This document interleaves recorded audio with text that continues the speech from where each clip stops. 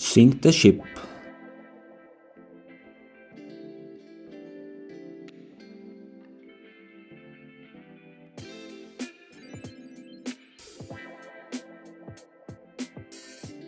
Four mats are set up in a rectangular position.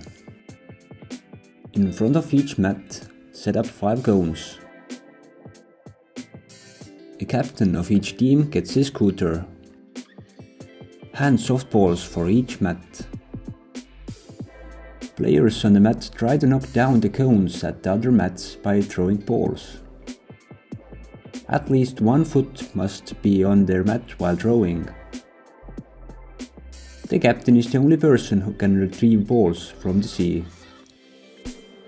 A captain is not allowed to throw balls at the cones.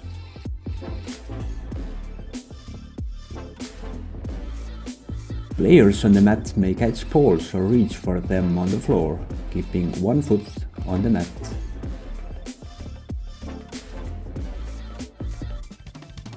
Players are not allowed to guard the cones. The team with the last cone standing wins.